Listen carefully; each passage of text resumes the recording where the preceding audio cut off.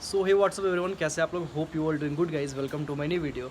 और सबसे पहले मैं अपना इंट्रोडक्शन दे दूँ। मेरा नाम रोहित मौर्य है और मैं बिहार का रहने वाला हूँ और करेंटली उत्तराखंड के इन खूबसूरत वादियों में मैं as a BPM Indian post में जॉब करता हूँ। और इस वीडियो को बनाने का जो मुख्य मकसद है वो ये है कि सबको पता है कि अभी रिसेंटली इंडियन पोस्ट में जो स्पेशल ड्राइव में जो 12,500 सीटों में वैकेंसी आई थी उसका रिजल्ट डिक्लेयर कर दिया गया है। और अभी लगातार बहुत ऐसे बच्चे थे जिनका लगातार क्यूरीज आ रहा था कि अब नेक्स्ट प्रोसेस क्या है, क्योंकि उनका शॉर्ट लिस्टिंग ऑलरेडी हो चुका है फर्स्ट लिस्ट में। तो उनका पूछना है कि अब नेक्स्ट प्रोसेस क्या है। तो उन सब चीज़ों पे हम डिटेल से चर्चा करेंगे, तो वीडियो के एंड तक आप ज़रूर बने रहिएगा। चूँकि मैं पिछले 1 साल से इस डिपार्टमेंट में जॉब कर रहा हूँ एज अ बीपीएम, तो मैंने बहुत सारी जानकारियाँ जो है वो इकट्ठी कर रखी हैं। और इसके अलावा मेरे बहुत सारे वीडियोस वगैरह यूट्यूब पे आते रहते हैं, तो आप उस पर बहुत ज़्यादा भरोसा जताते हैं। तो उम्मीद करता हूँ कि मैं आपके उस भरोसे को भी आगे भी कायम रखने की अपने तरफ से भरपूर प्रयत्न करूँगा। तो चलिए वीडियो को स्टार्ट करते हैं। और सबसे पहले बात करें तो जब शॉर्ट लिस्टिंग हुआ है तो अरुणाचल प्रदेश और नॉर्थ ईस्ट के इलाके में बहुत बच्चों का सिलेक्शन हुआ है। तो उनका सबसे पहला प्रश्न ये रह रहा है कि उनके पास ना ही मेल आया है और ना ही टेक्स्ट मैसेज आया है। तो आपको बिल्कुल घबराने की ज़रूरत नहीं है, थोड़ा सा लेट लगेगा, मतलब 1 या 2 दिन, और 1-2 दिन के अंदर आपके पास मेल और टेक्स्ट मैसेज भी चले जाएंगे।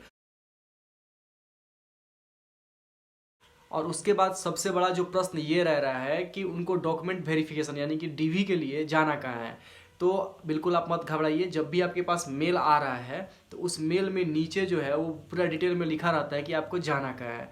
जैसे मेरा सिलेक्शन टिहरी में हुआ था तो मेरा लिखा हुआ था कि हमको एसपी ऑफिस टिहरी में जाना है। तो वैसे ही आपके जो मेल होंगे ना, मेल के नीचे लिखा रहता है कि आपको अपना डॉक्यूमेंट वेरिफिकेशन कहाँ कराना है। तो आप बिल्कुल मत घबराइए, आप अपने सारे डॉक्यूमेंट्स को सिर्फ रेडी रखिए कि जब आप डीवी के लिए जाएं तो वहाँ पे आपको किसी भी प्रकार की समस्याओं का सामना ना करना पड़े। और दूसरी बात पे आते हैं कि आपको कौन कौन से डॉक्यूमेंट्स फर्स्ट डीबी में लेके जाने हैं। तो मैं आपको बता दूं कि आपको सबसे इम्पोर्टेंट जो होता है वो 10th का आपका जो मार्कशीट या सर्टिफिकेट है वो सबसे कंपलसरी आइटम है। इसके अलावा अपने आधार कार्ड को लेके जाइएगा। इसके अलावा जो आपका रेसिडेंस सर्टिफिकेट है वो लेके जाइए कि आप निवासी कहाँ के हैं, रहने वाले कहाँ के हैं, उसको रेसिडेंस सर्टिफिकेट बोलते हैं, उसको आप लेके जाइए। इसके अलावा अगर आप किसी कैटेगरी से बिलोंग करते हैं तो आप अपनी कैटेगरीज की सर्टिफिकेट को जरूर लेके जाइएगा। इसके अलावा अगर आप पीडब्ल्यूडी से बिलोंग करते हैं तो पीडब्ल्यूडी का भी सर्टिफिकेट बनता है, उसको भी आपको लेके जाना पड़ेगा। आधार कार्ड तो लेके जाना ही है, साथ में आपको पैन कार्ड भी लेके जाना होगा। और सबसे मोस्ट इंपॉर्टेंट थिंग कि जब आपके पास मेल आएगा ना तो मेल में सारा डिटेल लिखा रहता है कि आपको कौन कौन से डॉक्यूमेंट्स लेके जाने होते हैं। तो आप उसको एक बार ध्यान से पढ़ लीजिएगा और उसी को फॉलो कीजिएगा। इसके अलावा एक मेडिकल सर्टिफिकेट भी बनवा के ले जाना पड़ रहा है फर्स्ट डीवी में। हालांकि जब हमारा सिलेक्शन हुआ था तो उस समय ज्वाइनिंग के समय जो है मेडिकल सर्टिफिकेट मांगा गया था, लेकिन अभी क्या है ना कि अभी उसको फर्स्ट डीवी के समय ही मांग ले रहे हैं। तो आपको बनवाना कहाँ से है मेडिकल सर्टिफिकेट? उसके लिए जो आपका डिस्ट्रिक्ट हॉस्पिटल है वहाँ पे जो सिविल सर्जन होते हैं उनके माध्यम से आपको बनवाना है। तो आप बिल्कुल निश्चिंत रहिए, अपने डिस्ट्रिक्ट हॉस्पिटल में जाइए और उनको वो अपने एक फॉर्मेट पे आपको खुद बना के दे देंगे। आपकी सारी जांच पड़ताल कर लेंगे, उसके बाद एक फॉर्मेट देंगे, उस पर लिखा रहेगा कि आप फिजिकली फिट है कि अनफिट है, उसमें दिक्कत नहीं होती। एक और चीज़ मित्रों कि अगर आपके पास कंप्यूटर का सर्टिफिकेट है, यानी कंप्यूटर में अगर आपने डिप्लोमा कर रखा है या 3 महीने से अधिक की कोई डिग्री आपके पास है कंप्यूटर की, तो आप उसको लेके जरूर जाइएगा। क्योंकि कहीं कहीं ना, हालांकि वो मेल पे लिखा नहीं होता है, लेकिन कहीं कहीं अब जब डीवी के लिए जाइएगा ना तो वहाँ पे आपसे कंप्यूटर का सर्टिफिकेट भी मांगते हैं। तो इसलिए मैं बोल रहा हूँ कि आप पहले से ही फुल्ली प्रिपेयर्ड होकर जाइएगा। ये मैं अपने पर्सनल एक्सपीरियंस के माध्यम से मैं आपको बता रहा हूँ, लेके जाइएगा तो आपके लिए थोड़ा सा हेल्पफुल साबित होगा। और सबसे मोस्ट इम्पॉर्टेंट थिंग कि जिस नंबर से आपने अपना रजिस्ट्रेशन करा है वो फ़ोन नंबर सबसे ज़्यादा इंपॉर्टेंट है, क्योंकि उस पर एक ओटीपी आता है। वो ओटीपी जब आपका वेरिफिकेशन होगा ना तो आपका पोर्टल खोलने से पहले वो ओटीपी आपसे मांगेंगे। तो वो ओटीपी बहुत ज़्यादा इंपॉर्टेंट होता है। तो जिस नंबर से आपने अपना रजिस्ट्रेशन करा है वो नंबर हर हाल में लेके जाइएगा। और इसके अलावा अगर कुछ और क्यूरीज आपके रह जा रहे हैं तो कोई दिक्कत नहीं है, मैंने डिस्क्रिप्शन में इंस्टाग्राम का लिंक दे रखा है, वहाँ से जाके आप मेरे से संपर्क करके बाकी जितनी भी सारी बातें होंगी जीडीए से रिलेटेड आप मेरे से पूछ सकते हैं। तो इस बार जो सिलेक्शन हुआ है ना वो मैक्सिमम नॉर्थ ईस्ट की तरफ अरुणाचल प्रदेश में सीटें अधिक थी, मेघालय में सीटें अधिक थी, तो उन सब जगहों पे सिलेक्शन ज़्यादा हुआ है। और कम परसेंट पे भी इस बार शॉर्ट लिस्टिंग किया गया है। मतलब मैंने देखा है कि 89 और 88% वालों का भी हो गया है कैटेगरी वाइज। तो बहुत लोगों के मन में ये कन्फ्यूजन है कि वो जगह कैसा है, वहाँ पे जाके कैसे सर्वाइव करेंगे। तो मैं आपको मतलब अपना मित्र अपना भाई समझते हुए आपको एक सजेशन देना चाहता हूँ कि देखिए, जॉब करना ना करना तो आपके हाथ में है। पहले जाकर अपना डीवी करवा लीजिए, जाके आप वहाँ सबसे पहले ज्वाइन कर लीजिए। अगर आप वहाँ पे कंफर्टेबल हैं तब आप जॉब कीजिए, और कंफर्टेबल नहीं है, बहुत ज़्यादा प्रॉब्लम आपको फेस करने पड़ रहे हैं, तब आप उसको छोड़ने के बारे में सोचिएगा। लेकिन सबसे पहले आप जाके अपने डीवी को करवाइए। फिर जब फर्स्ट डीवी करा लीजिएगा तो फिर आपको 15-20 दिन के बाद आपको फिर दोबारा मेल आएगा, तो उस मेल को आप ध्यान देते रहिएगा। फिर आपको सेकंड डीवी कराना होगा, और सेकंड डीवी में बहुत कुछ ज़्यादा एक्स्ट्रा नहीं होता है। जो फर्स्ट डीवी का प्रोसेस होता है बस वही सेकंड डीवी में भी वही प्रोसेस होता है। तो बिल्कुल घबराने की ज़रूरत नहीं है। वहाँ पे जब आप सेकंड डीवी में जाइएगा तो वहाँ पे एक अटेस्टेशन फॉर्म से साइन करवाते हैं, वही उसका मुख्य मकसद होता है। बाकी सेकंड डीवी कोई बहुत बड़ा सीन नहीं है, तो उसके लिए आपको घबराने की ज़रूरत नहीं है। और जब सेकंड डीवी कंप्लीट हो जाएगा तो सेकंड डीवी कंप्लीट होने के बाद आप वापस अपने घर पे आ जाइएगा, और उसके बाद इंतज़ार कीजिएगा उनके कॉल का कि वो कब आपको कॉल कर रहे हैं।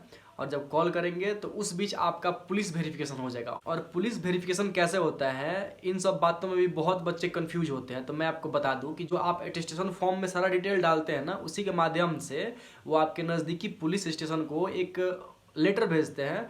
तो जो आपका नज़दीकी पुलिस स्टेशन है वो जांच पड़ताल करेगा कि उस क्षेत्र के अंतर्गत आपके ऊपर कोई केस मुकदमे तो नहीं है। और अगर केस मुकदमे नहीं होंगे तो वो लेटर फिर वापस से लिख के भेज देगा कि हाँ, इस बच्चे के ऊपर या इस बच्ची के ऊपर कोई केस मुकदमा नहीं है। बस यही नॉर्मल सा आपका पुलिस वेरिफिकेशन होता है। तो उसमें आपको पुलिस वेरिफिकेशन से कुछ लेना देना नहीं है, आप निश्चिंत रहिए। सबसे ज़्यादा इंपॉर्टेंट है अपने सारे डॉक्यूमेंट्स को रेडी रखिए। और जिन बच्चों का सिलेक्शन फर्स्ट लिस्ट में नहीं हुआ है तो आप बिल्कुल घबराइए मत। अगर आपके परसेंटेज 1 या 2% भी डाउन रहे हैं फर्स्ट लिस्ट के मुकाबले, तो आप अपने डॉक्यूमेंट्स को अभी से तैयार कर लें, क्योंकि ये वीडियो आपके लिए भी इंपॉर्टेंट है। आप अपने डॉक्यूमेंट्स को अभी से रेडी रखें, क्योंकि बाद में भागा दौड़ी में कुछ डॉक्यूमेंट छूट जाते हैं। तो जो भी डॉक्यूमेंट्स आपके पूरे नहीं है उसको कंप्लीट कीजिए, और अब आप तैयारी में रहिए, क्योंकि सेकंड लिस्ट में बहुत सारे बच्चे अरुणाचल प्रदेश छोड़ेंगे, क्योंकि मुझे पता है वहाँ पर सर्वाइव करना बहुत मुश्किल होता है, क्योंकि वो हिली एरिया होता है। तो जब सेकंड लिस्ट आएगा तो उसमें भी बहुत सारे बच्चों का सिलेक्शन होगा। तो आप अपने डॉक्यूमेंट्स को रेडी रखिएगा, क्योंकि बाद में आपको किसी दिक्कतों का सामना ना करना पड़े। और चलिए सबसे लास्ट में बात करते हैं। तो सेकेंड डीवी होने के बाद आप अपने घर जब वापस आ जाइएगा तो फिर आपको 1 या 1.5 महीने का समय दिया जाएगा। उसके बाद से जब आपका पुलिस वेरिफिकेशन हो जाएगा तब वो आपको अपने जो आपके हेड ऑफिस वाले हैं या आपके जो आईपीओ है, IPO stand for inspector of post, तो वो आपको कॉल करेंगे और फिर आपको बुला के आप अगर आप बीपीएम के पद पे हैं तो आपको 15 दिनों की ट्रेनिंग दी जाएगी, और अगर आप एबीपीएम के पद पे हैं तो आपको 3 दिनों की ट्रेनिंग दी जाएगी। और उसके बाद जब सारा प्रोसेस कंप्लीट हो जाएगा तो पैन कार्ड और आधार कार्ड को इंक्लूड करके फिर आपका एक अकाउंट खोला जाएगा, जो पोस्ट ऑफिस में ही खुलता है, जो आपकी सैलरी अकाउंट होती है, उसी में आपकी सैलरी आती है। इसीलिए पैन कार्ड जो है वो सैलरी अकाउंट ओपन करने के लिए इंपॉर्टेंट होता है। इसलिए मैं बोलता हूँ कि आप अपने पैन कार्ड को भी बनवा के रख लीजिए। और जब ट्रेनिंग कंप्लीट हो जाएगी आपकी 15 दिनों की और 3 दिनों की, तो उसके बाद आपको चार्ज दे दिया जाएगा, और जिस दिन से आपको चार्ज दिया गया उस दिन से आपकी सैलरी बननी स्टार्ट हो जाएगी। तो बिल्कुल सिंपल सा प्रोसेस है, बिल्कुल घबराने की ज़रूरत नहीं है। मैं समझ सकता हूँ आपकी उत्सुकता को। जब नया नया आया था ना इस जॉब को करने के लिए, तो मेरे अंदर भी बहुत सारे प्रश्न चल रहे थे। तो अगर आपके ही मन में बहुत सारे ऐसे ही प्रश्न चलते होंगे तो बिल्कुल आप मत घबराइए। मैंने डिस्क्रिप्शन में इंस्टाग्राम का अपना लिंक दे रखा है, आप वहाँ से आके मेरे से बात कर सकते हैं। जो भी चीज़ें हैं मैं कोशिश करूँगा कि आपके सारे प्रॉब्लम को अपना प्रॉब्लम समझ के उसको सॉल्व कर सके। तो चलिए फिलहाल इस वीडियो में इतना ही। अगर किसी और टॉपिक पे आपको वीडियो चाहिए तो बिल्कुल कमेंट बॉक्स में जाके ड्रॉप कीजिए, मैं नेक्स्ट वीडियो उसी के ऊपर बनाने की अपनी तरफ से कोशिश करूँगा। फिलहाल इस वीडियो में दीजिए हमें इजाज़त, और फिर से आप सभी को बेस्ट ऑफ लक। ये अपने देश का नाम, अपने समाज का नाम और अपने माता पिता का नाम रोशन करते रहिएगा। बाय गाइज, अपना ख्याल रखिएगा।